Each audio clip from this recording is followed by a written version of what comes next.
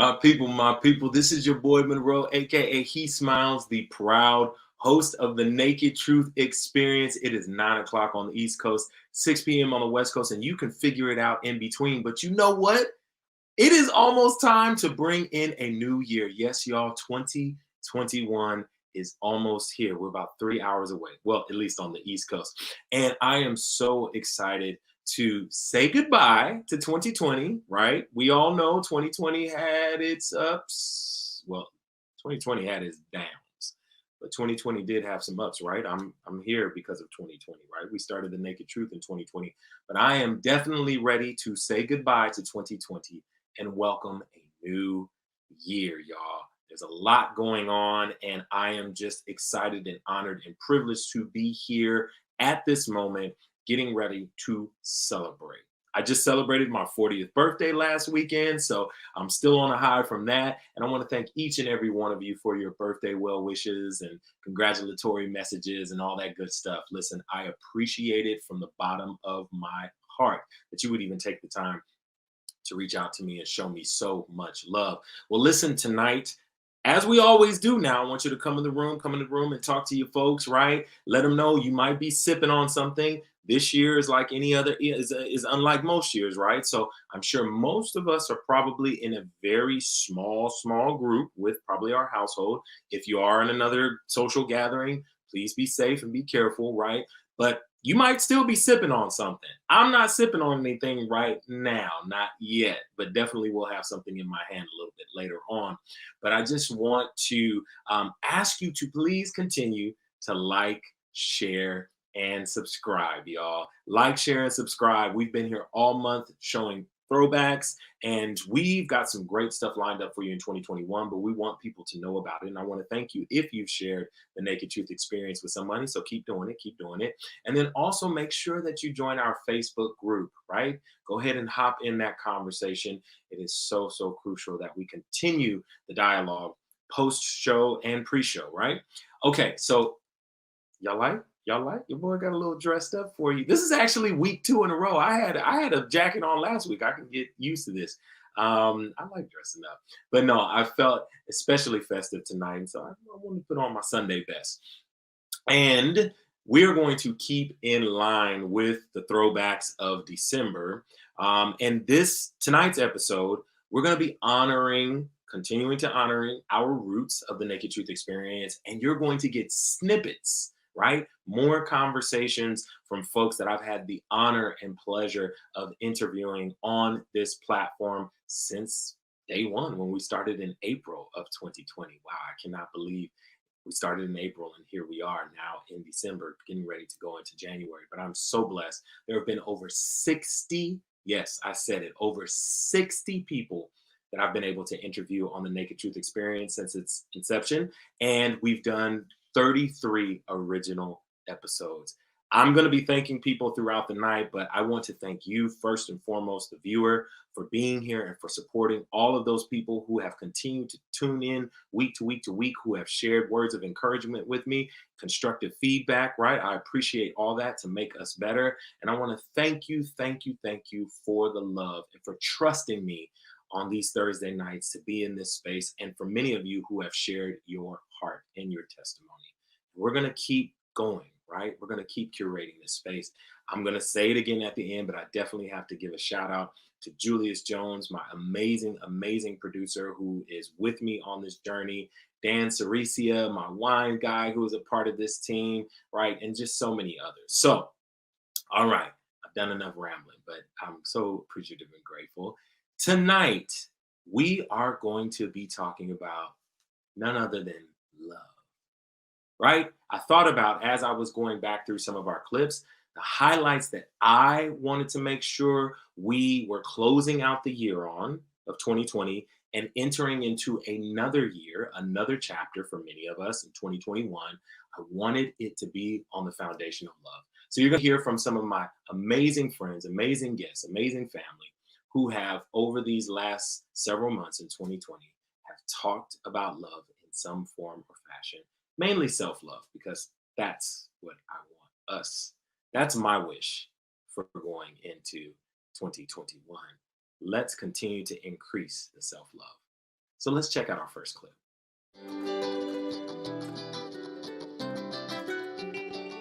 For you, just give me your definition, if you will, around self-love. What does self-love mean to you? Yeah. So for me, I tend to use the word self-acceptance more than Okay. self-love because I feel like self-love, it sounds like a lofty goal to a lot of people, Mm. especially to folks who, their entire lives have sort of been denigrated and sort of made to feel like they're lesser than.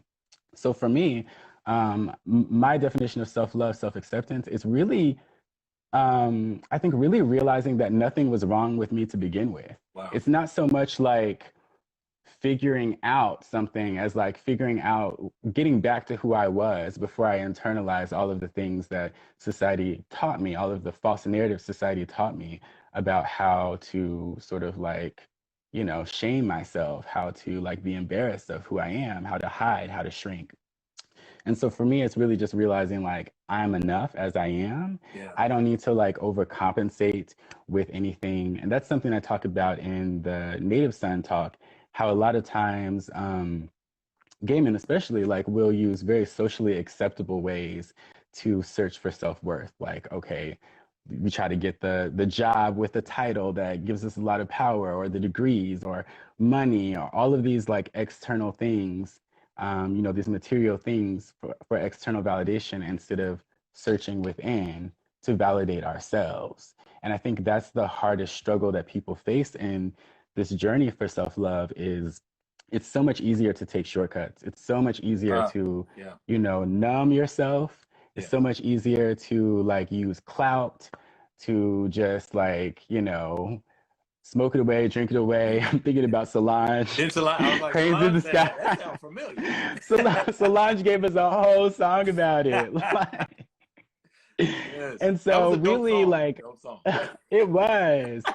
So really it's just like it's like yes, like if you want to smoke, smoke and like and relax and take care of yourself, but don't use things to escape. I think that's the danger in sort of, searching outside of yourself Yeah. for self-acceptance is you start to look to other people and other things for escape. So I hope you are seeing a theme here, right? I hope you are seeing a theme here that says you are enough just as you are. Now, my brother Uriah Baker, he is a therapist, an amazing therapist who was on again in our self-love series. And he talks about like going back to the origin and letting you know before any of that garbage that was given to any of us about who we are authentically is not okay, to return to ourself, our original design, our original amazing creation, right? And to know that that person, that spirit, that being is more than enough. We can't say it enough, folks, because the love that we show to other people, right, sometimes exceeds what we show ourselves. But if we really think about it, can we really love someone else if we can't love ourselves? Think about that. Thank you, Araya. I appreciate you, man.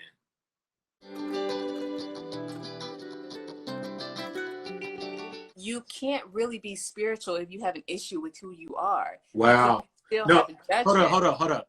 Say that again, please. Say that again, please. You can't be extremely spiritual if you have issues with who you are, because it's who God. There's nothing wrong with how God made you. We need Crystal, to mature. Crystal, hold on. I'm gonna try not to get emotional. Hold on. Because I think what you just nope. Oh, I love you.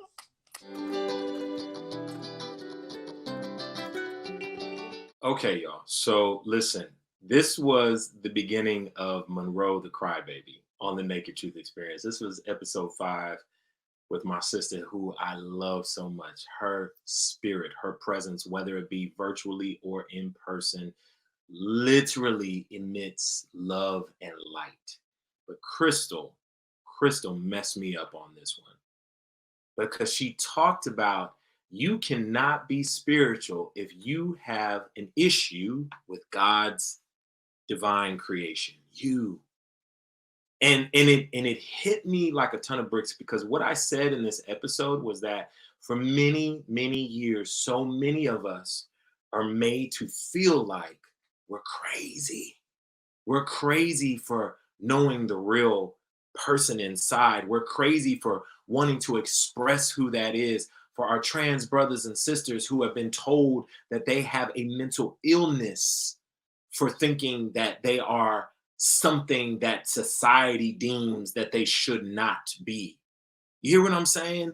And this right here in this episode about sexuality and spirituality, and not having to compartmentalize that, but to embrace all of who you are, messed me up. Love you. Love the divine creation that you are. My. Thank you, Crystal. I love you. And we're doing big things in 2021.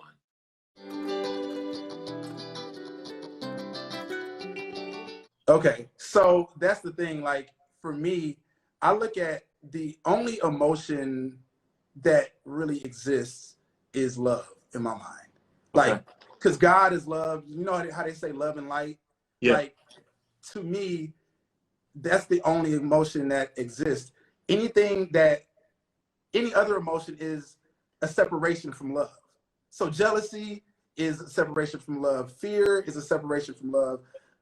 Gossip, hate, shade, all that stuff is a separation from love. So when you realize that, when you have that authentic, pure, like just unconditional love for yourself, all of those things fall off. Like, you're no longer insecure because somebody has a better body than you, or is taller, has a better car or house than you. You feel whole within yourself, so that nothing else outside of you can hurt you or harm you. Because that's the thing. Like, I had jealousy behind things that I didn't have, material things. And I had to learn to love the parts of myself that I felt like I was lacking, and realize that we're all just built from abundance. Like, we're all abundant beings, and that's it. Because even the idea that we're alive at this moment, do you know how many things had to happen for you to be alive at this moment? Yeah.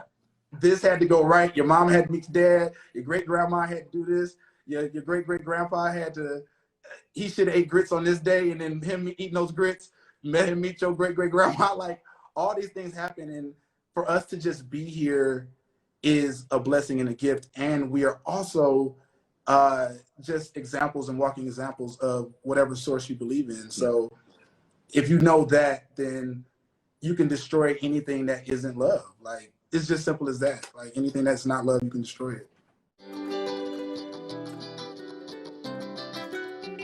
Okay, so this was episode 7, right? Episode 7, and this was with my brother Elton Anderson. Now, at this time, he was over in Bali coming to us. And when I tell you, this is one of my highly viewed episodes, one of my most highly viewed episodes and the most engagement, because this brother literally took us through his journey of self-love, self-discovery, and removing his ego and acknowledging narcissism, and coming to having to basically shed off his entire kind of facade and exterior to develop and to understand. And so that this creature, this self-loving in a wonderful, beautiful way, creature could emerge to be this Elton that he is and that he was discovering. And the episode was so moving to myself and to so many others. And I want to thank Elton, because this was the first part in our self-love series that we did. We started off with episode 7, and it was amazing to see a man come to terms in this self-confrontation piece that I do in my life coaching, come to terms with who he had been, but then being able to forgive himself, loving himself enough to say, listen, I don't have to continue to be this way and whatever that is, and how he was able to rediscover the authentic Elton that exists. And I just love how that journey, and it was hard, as he described, hard, y'all. And it was a true testament to what you do when you commit to dying of the old self and yet the rebirth of this new wonderful creature. But through love, love is the foundation. So yeah, thank you, Elton. And I'm gonna have you back on, brother. Definitely need to have you back on. Well, for my brother Elton that was just on, and for all of those watching, honestly, the best thing to say right now is continue to live in your full truth. The best gift that you can give back to God is to be yourself. I'll tell this story, and this is the one that really changed my life when I really assessed it. When I was a kid, I was in elementary school, and we had a project. And that project was to create something out of clay to give to our parents. Mm. And when I got my clay, I decided I would do a whole presentation for my dad because he worked so hard as a Jamaican man, working 2-3 jobs to support the family. And so I decided to do a bear in a chair because he would come home after a long day, sit down in the chair and just watch TV till he fell asleep.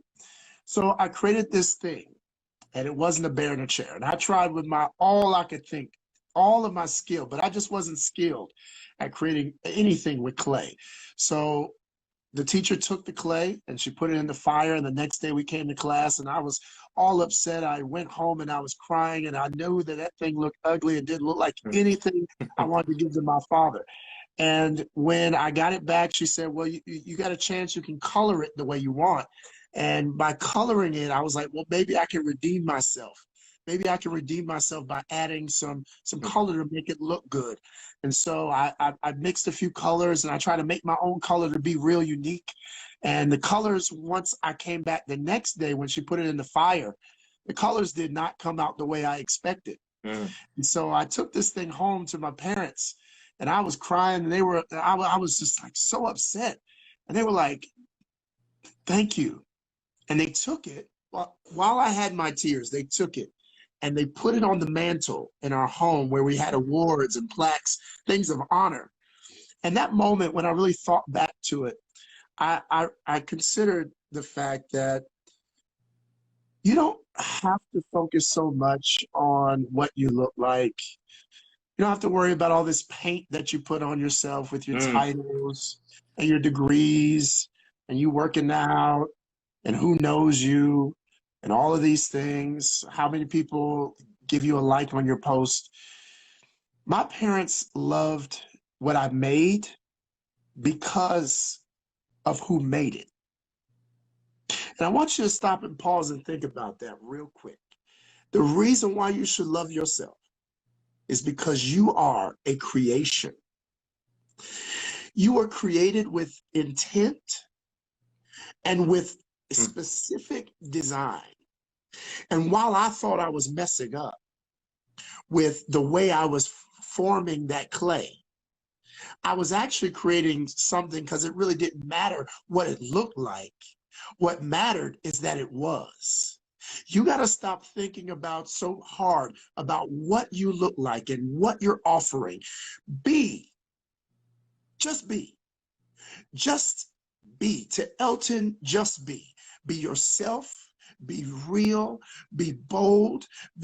Just be what you were made to be, with your scars, with your lumps, with your imperfections. You're trying to pair it up to the person beside you and what their clay looks like, but don't worry about it. And guess what? It would have been good enough without the paint. So all this paint that you're trying to add onto your life with your makeup and your good clothes and your designer this and your designer that, none of that enhances you anymore. You were enough as just the clay.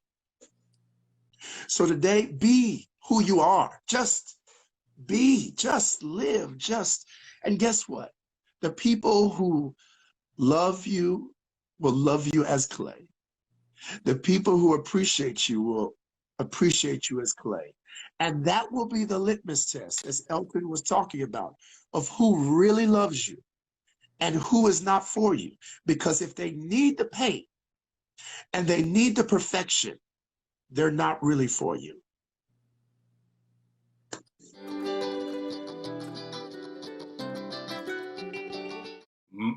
Listen, I want to go to church just re-watching this.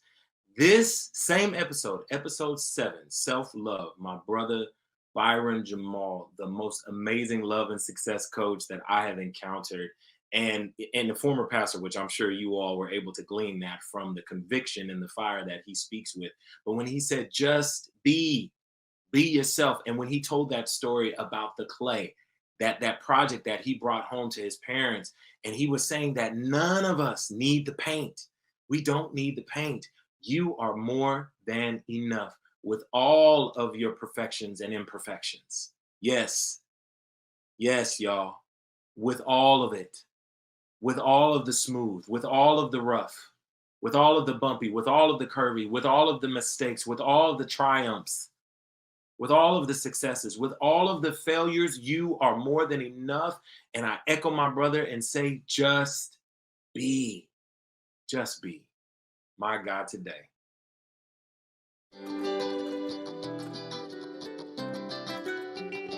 You know, what I've said to myself now is I invite people into my life now who want to know the full me. Because I think and a lot of times I will, the genuine me cares about Black rights and social justice. That is me. That is not a facade. That is not an act. I think that where I struggled, particularly in my younger years, was, I grew up in the 90s. I was born in the 80s, grew up in the 90s, went to college in the 2000s. I've always, in my mind, at least in society, I have presented as a masculine male. And so because I presented as a masculine male, I've been allowed into spaces where I've heard and observed and witnessed homophobia in a way that is toxic, in a way that if people knew who I really was, would they say what they'd say? And it's hurtful, because it shows me that our community, we sitting here talking about Ahmaud Arbery and Breonna Taylor, God rest their souls and bless their families. But we don't even love each other in our full context, whether we're trans, whether we're non-gender conforming, whether we're straight, we're gay, whether we're God-fearing or we're not. And so I think, for me, I'm at a place right now where I'm free. I am fully confident in myself. I still have insecurities. As we all do. Full transparency, I've never found myself attractive. I've never found myself appealing. All of those things. I battle with physical self-esteem. I battle with success self-esteem. But I put on a mask and put on a face, like we all do on a regular basis. And so, I guess my point at this point is those who want to be part of, knowing me and loving me and me loving them, I invite you to be part of my life. Those who don't have space for me in this full context, I wish them the best.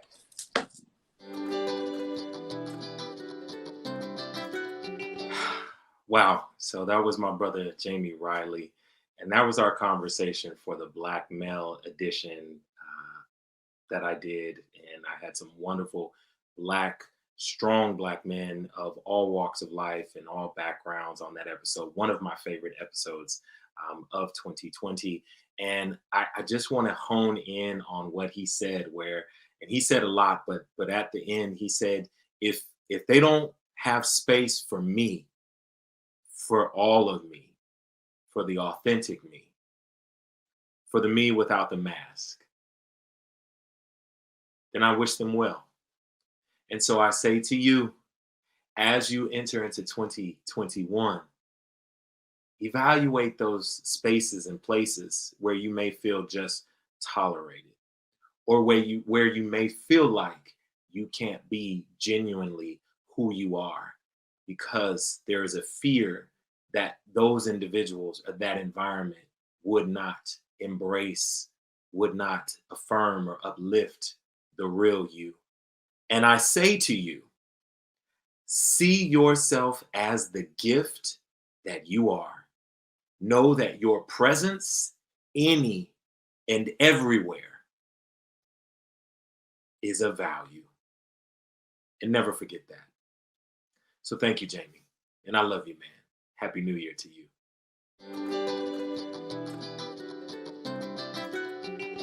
And so I engage and I converse and I love, and I am in partnership and in friendship and in brothership with Black men, right? And so I can't tell you outside of white patriarchy what white men are doing, because most of their crimes are white collar, unless they're physically harming one of us. But I can tell you what Black men are doing to our communities. And that doesn't just fall on the Day-Days in them. That also falls on the Joshuas and the Jamies that sit inside these corporate, super CEO'd rooms that say nothing about the injustice of Black people because they don't want to be fired from their Fortune 500 job.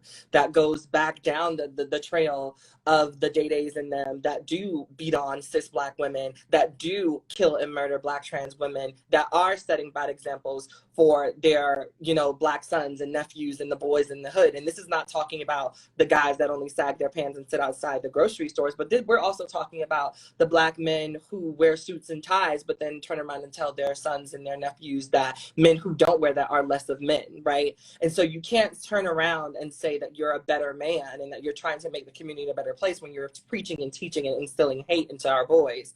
And then that turns into self-hate in some of them, because some of them are gay, some of them are trans attracted or trans amorous, and it makes them do things or feel like they have to do things that they don't have to do based on what it looks like to be a good Black man, what it looks like to be a positive influence in the community. And we just have to talk about that. And the reason that we're not talking about the murders of Black trans women, the reason that we're not talking about the Breonna Taylors of the world, and the reason that we're not talking about those intrapersonal things that Jenny was speaking of, is because it makes the Black community have to also talk about how Black men are at the forefront of those transgressions. And we don't want to talk about that because as Black people, we've been indoctrinated with the task to protect Black cisgender heterosexual men at all costs. And if that means kicking under the rug the fact that they are killing and harming Black cisgender women, then let's do that. If that means kicking under the rug that they are treating Black cisgender women like tokens, i.e. Lil Wayne and 50 Cent, then let's do that. If that means forgetting the fact that they're killing Black trans women left and right because of their own inability to deal with their situations and their ideologies around love, then let's do that, right? And we have to kind of sort of nail that one down first and hold Black men accountable, hold them responsible, get them therapy, listen to them, love on them in a way that makes them capable to love everybody else that they need to love in return.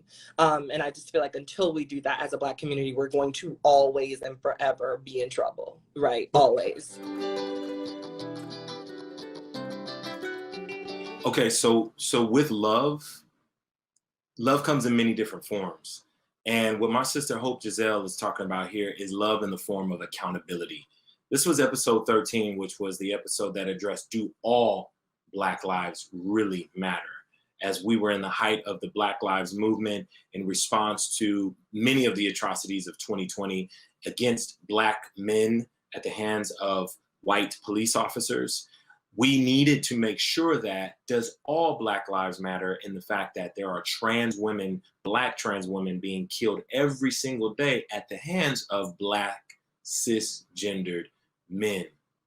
So it is important that as we go into 2021, we also understand that love also means accountability. I need to love my community. I need to love my brother, my sister, and let them know at times when they are doing wrong, when they are doing harm. Love is accountability to ourselves. Love is saying, I'm sorry. Love is saying, I will do better. Love is an action word. So there is change in behavior. So also, we've got to remember that, folks. Thank you, Hope.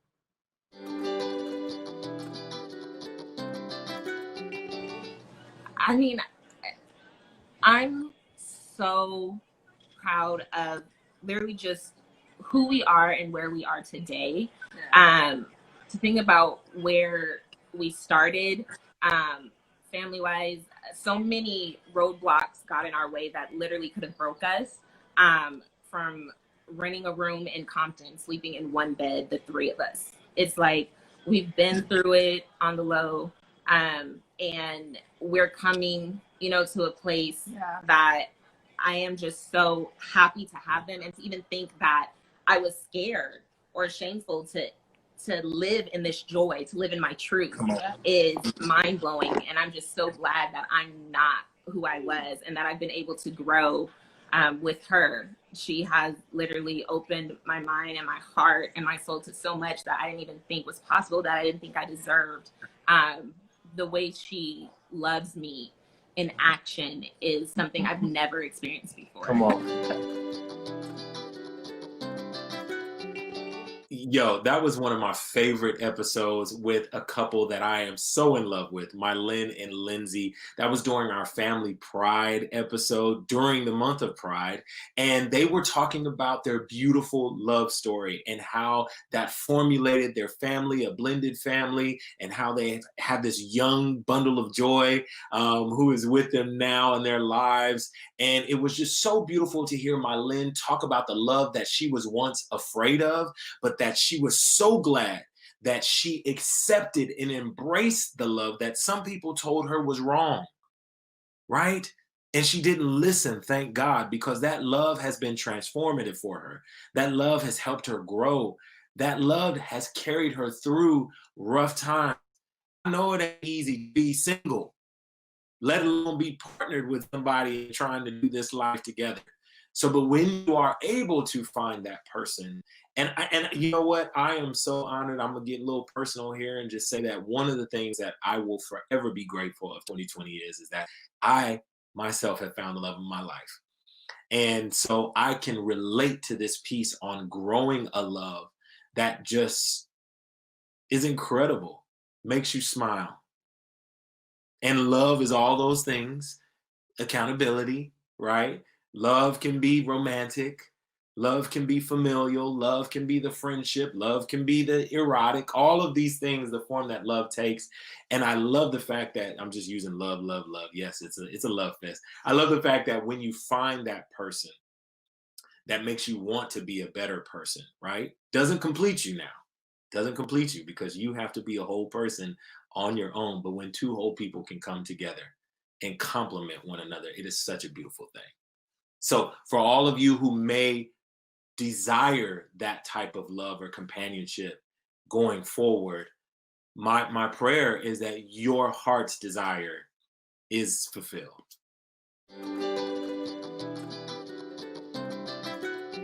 Often the love that Black gay folks are afraid of is the instinct we need to be fulfilled.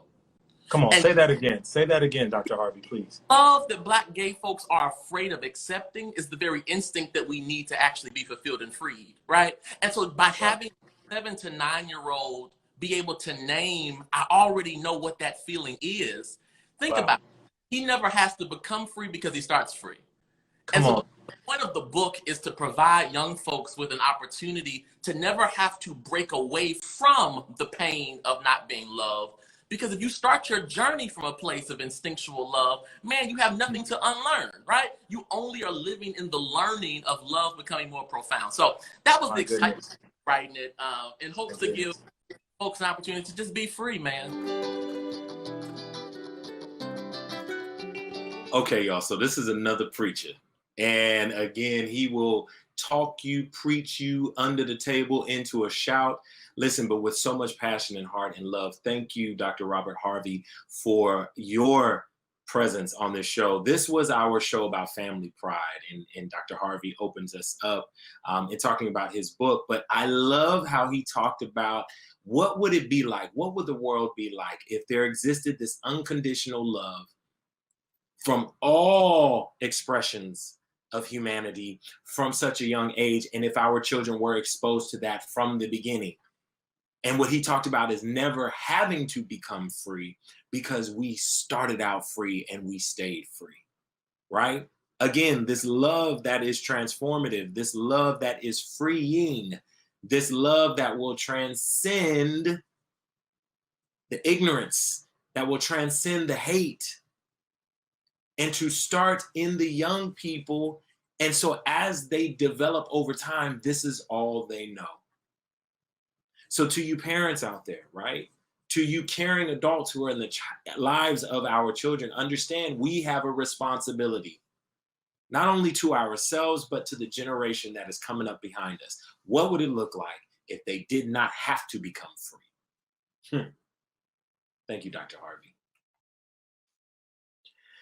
It has been a wonderful night being here with you, seeing these clips from something that I am super proud of.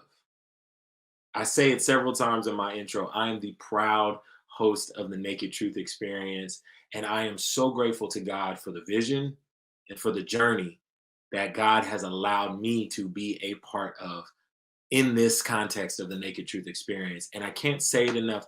Thank you, thank you, thank you to all of the contributors, to all of the 60 plus guests, to all of you who have viewed this show from one point or another.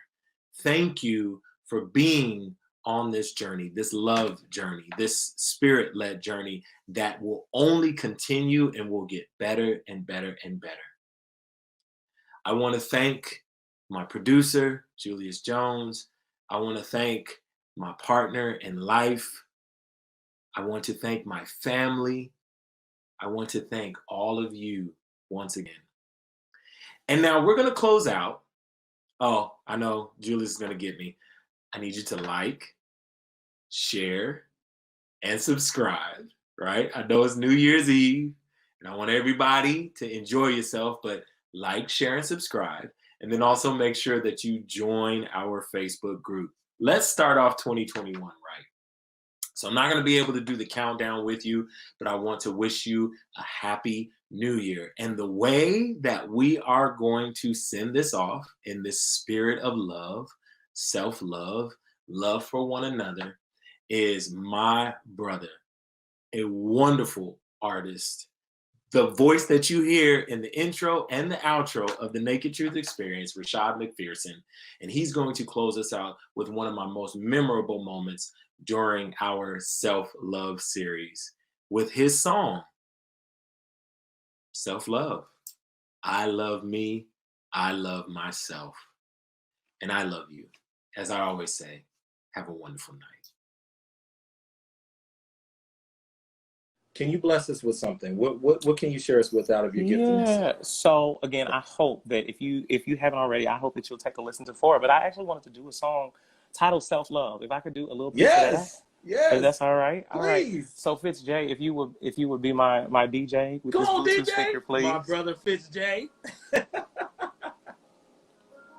you hear my music? Can you turn it up a little bit? Can you hear it? Yes, sir. Been so broken, thought I cried my eyes flashed dry. And so empty, thought I had no more inside. But there's a lesson after everything I've lost. This realization changed my perspective on it all. I looked real deep and found new love for myself. I looked real deep and found new love for myself. So every flaw, I love them all. Every scar came with lesson. And every humbling imperfection I'm learning to accept. I looked real deep and found new love for myself. Looked real deep and found new love for myself. Every flaw, I love them all. And every scar came with a lesson. Oh, every humbling imperfection I'm learning to accept. I looked real deep and found new love for myself. Looked real deep and found new love for myself, yeah. So it doesn't mean that I'm there yet, but it means that each and every single day I'm making conscious decisions to love on myself. And so wherever you are today, I hope that maybe this song is something that you'll take with you, that it might be an affirmation that will serve you in difficult times and low moments. And this part's real simple. We just say, I love me, I love myself. Y'all sing that with him. I love me. I love. Come on, you sing it. I love me. Yeah. I love myself. Sing. I love me. I love myself. Hey. Sometimes you have to encourage yourself. Sometimes you have to speak a word over your own self. Yeah. Yesterday. It's dead and gone, yeah. Oh, wait, this is the last time. Can you help me say, I love me. I'm a mess. I love myself. I love me. I love myself. Thank you so much for having me, brother. I appreciate it. Rashad, I love you. Oh, I love you back, brother.